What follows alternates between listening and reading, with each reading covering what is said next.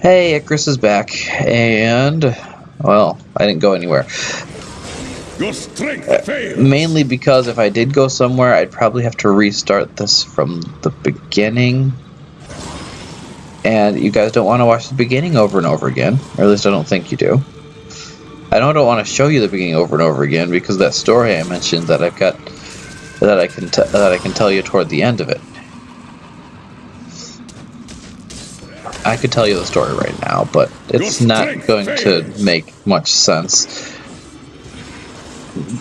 because it literally is a story of my first time beating the game of Diablo 1, reaching the end of it.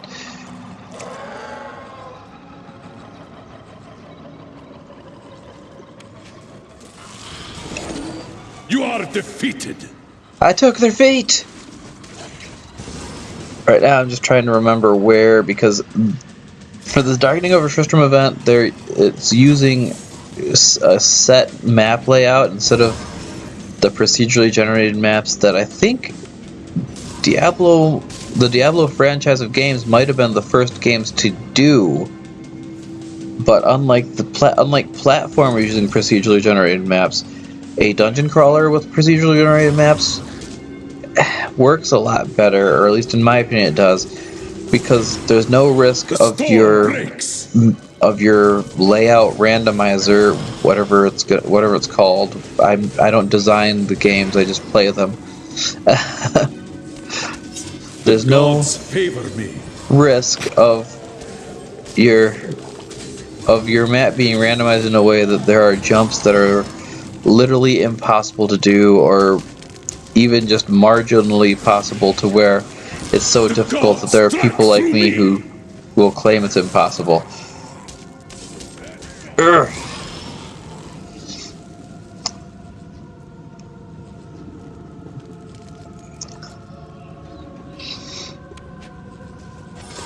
And you know, this lag actually does bring back more of the Diablo 1 feel, because when I first played it, it was on a kind of crappy PC, which I didn't expect the best. I don't come from a wealthy family, but yeah, it was on a crappy PC, constantly lagging, and the lag to some extent was actually in your favor, because you could dupe items by way of glitching the game in the original Diablo. You did this by way of grabbing an item from your belt, or by trying to pick up an item on the ground, and then in the frame between when your character stops walking towards it and tries picking it up, you grab an item from your inventory or your belt. And what that'll do is the game knows you're trying to pick up X item or whatever you put on the map. Oh, that snot spill that's sitting over there hiding was a significant NPC in Diablo 1. This Harlequin quest was a reward for a quest Ogden would give you about some demons stealing his sign. And the demon that stole his sign turned out to be Snot Spill. But then, once you get down into the labyrinth, I'm actually going to go sell stuff while I tell this story. When you actually get down to the labyrinth and find Snot Spill, he talks to you instead of attacking you, because bigger demons than him took the sign from him, and the reason they took it was because their fear of the sun made them think that even depictions of it might have held some kind of power. I've got some brand new goods you might be interested in. No, I don't want to talk to you. For you this fine day. Okay, but some larger demons took the sign from Snotspill. Glorious order. We seek the sacred tomes that were stolen by Archbishop Lazarus. Oh, what's in them? Art illustrations, perhaps? No, they contain prophecies of the end times. Without them, we are lost. But they have been gone for 20 years. And so it's actually kind of funny. He says, "Hey, you that one that killed all," and he tells you about the sign. he calls it a magic banner. He kind of talks like he's stupid because, well, they didn't want to depict the demons who stole a tavern sign thinking it was a magic banner as being intelligent, for understandable reasons. Ogden's Tavern, by the way, is the Tavern of the Rising Sun, so The that's gods strike through me! why his sign had a sun on it. But he says that he tells you, you bring back magic banner or we attack. He's a funny little guy. Now, when you get the sign back, you have the choice to bring it either just back to Snotspill, which will reward you with nothing, because he just attacks you anyway once you've returned the sign, or whether you return to him or to Ogden. If you return it to Ogden, he explains that it wouldn't really have been much of a cost to him to just replace it with a new sign, but he thanks you anyway. And then he gives you that Harlequin crest helmet that some traveling magician apparently left in his Break beneath the endless tide! in his tavern, in a room when he'd stayed there. I'm interrupting myself and mumbling a bit. I'm gonna try to speak up and be proud of my knowledge of useless stuff. Yeah. Okay.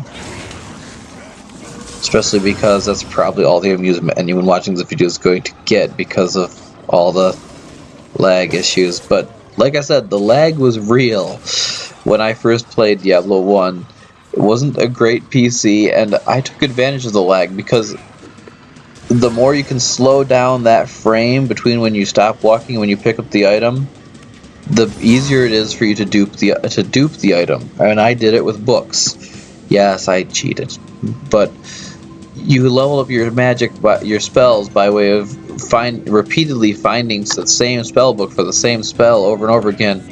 And I do anything I can to circumvent random number generators in games because I prefer reliability and stability and consistency over random or anything.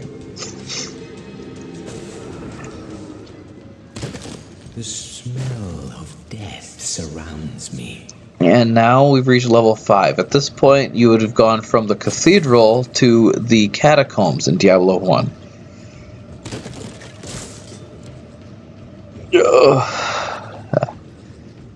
But after so many years of playing games without the lag that I experienced with Diablo 1, I'm not used to this anymore.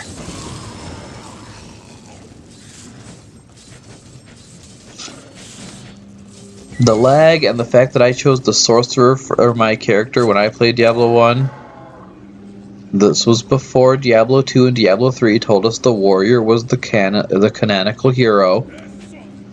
One enemy I'm surprised we didn't see, actually not necessarily surprised, but a little disappointed that I didn't see, was Garbod the Weak. He was a fun enemy that he didn't always appear, but when he did, it was always on level 4 of the labyrinth of the cathedral,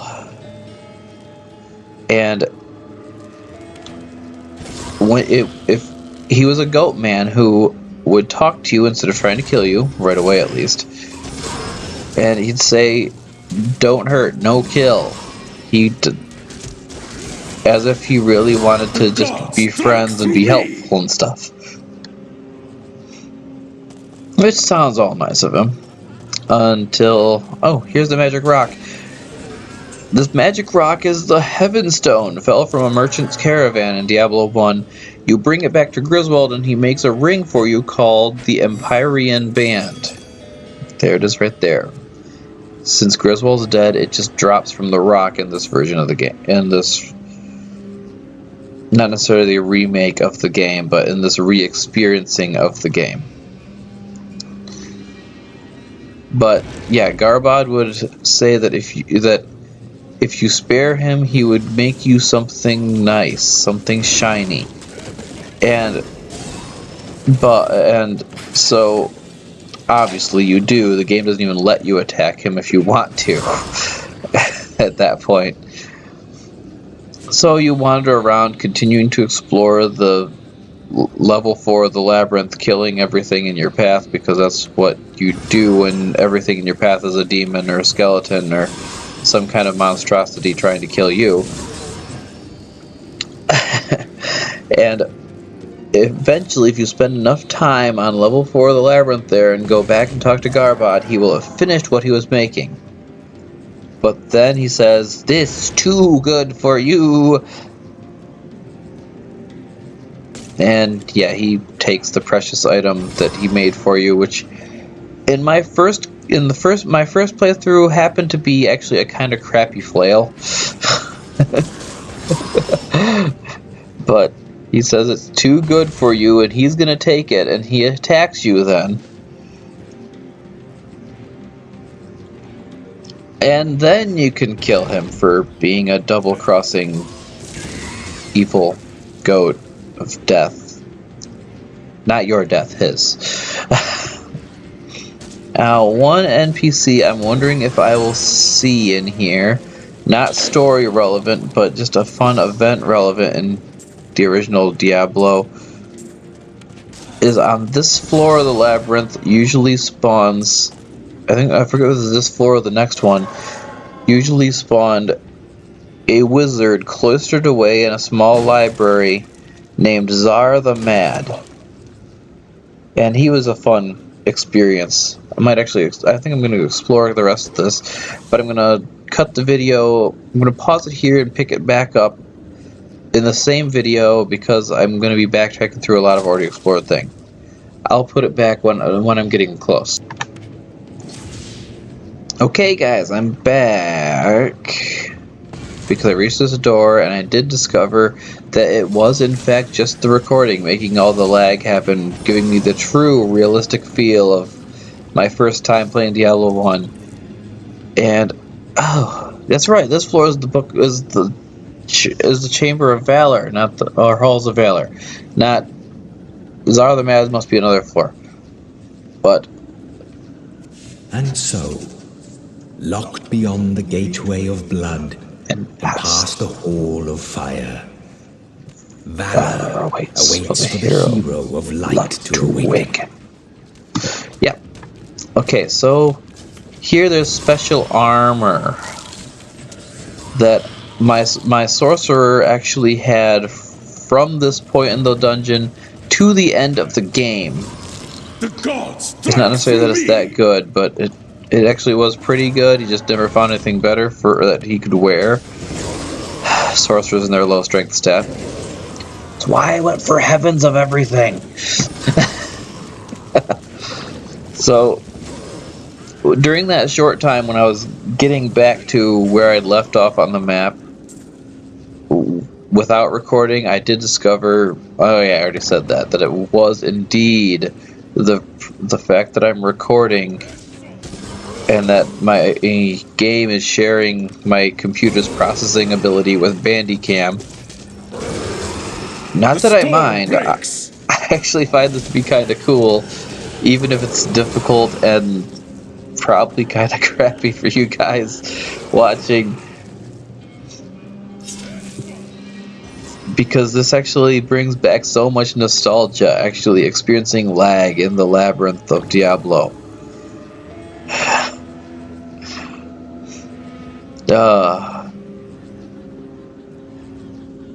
And as I said, I used this lag before back in the original game to dupe books because I wanted to master all my spells. But at the same time, even though I was just a kid with my only responsibilities being homework and making sure that's done before I play my games, I didn't have all the time in the world to just play and farm better gear, to refarm the same books over and over again. And here it is, that Arcane's Valor chest piece. It was yellow in Diablo 1. So was the Butcher's Cleaver, actually.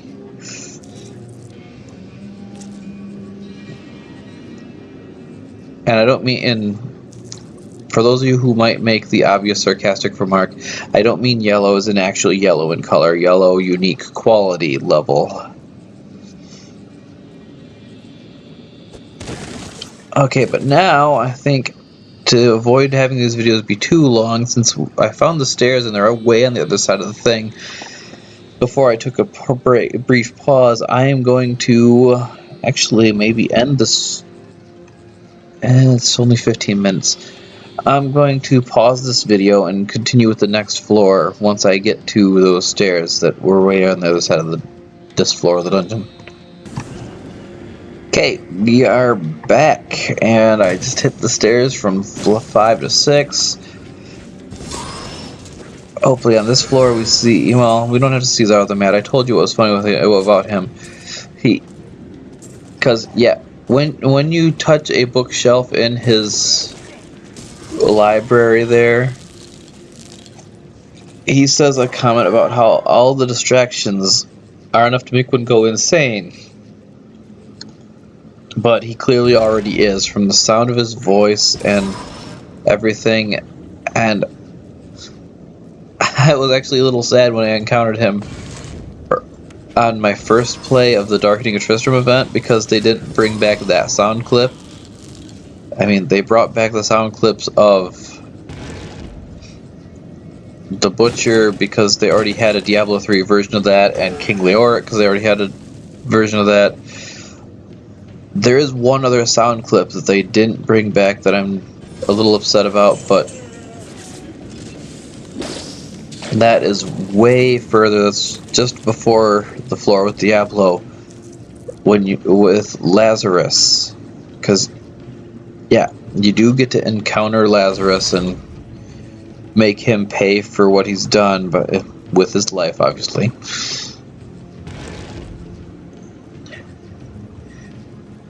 Both in this reenactment of the first game and just playing through the first game.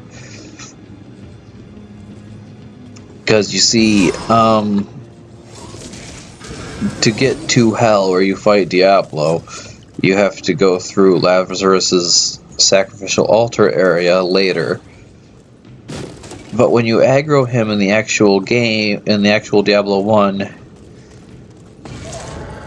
he tells you how it was a shame you couldn't save the child, but now you can join him in hell. Of course, he's talking about the fact that he plans on killing you for invading his sanctum and trying to undo what he's been doing. But just, it was an added bit of flavor. It was another thing that added to the feeling of the game in general. It made it feel more interesting, more unique. Oh, and that is the Halls of Bone, but I think I'm approaching it from the wrong side and it's not going to let me in. Oh, the book's on both sides. How convenient!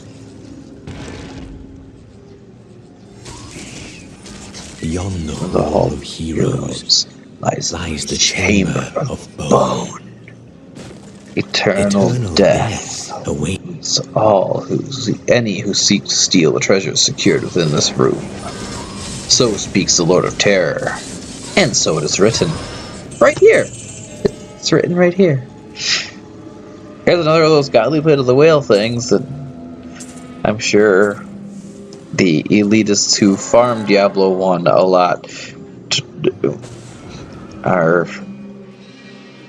were probably groaning about seeing. But I think the Chamber of Bone here is the last thing I'm going to record for this video before I cut it off and start the next one. Your strength fails. Because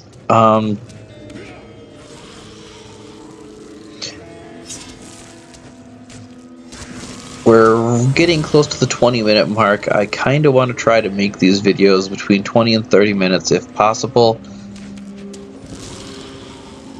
Because, you know, it's short enough that it shouldn't leave you guys bored and burned out on watching the video, but it's long enough that if you guys sit through the whole thing, it's still pretty good for YouTube metrics. I know, for the time being, just a hobby, not trying to make a job. Well, I am trying to make a job out of it, but that's not going to happen until I've got a wider audience The and storm breaks. more videos up. Which I'm kind of surprised. I mean, I know I've been recording them myself, but I'm kind of surprised I made it up to around 20 already so far. I'm actually gonna try to record a few more later today with a nephew of mine who, and his siblings probably, but with a nephew of mine who was really keen on wanting to be on my channel. So you guys are gonna get to see him. I tried recording with him before, but the camera just completely froze up for some reason. I think it was because of how much him and his siblings were jumping on and off camera. It can only catch so much movement because I don't necessarily have professional grade recording equipment at this point in time.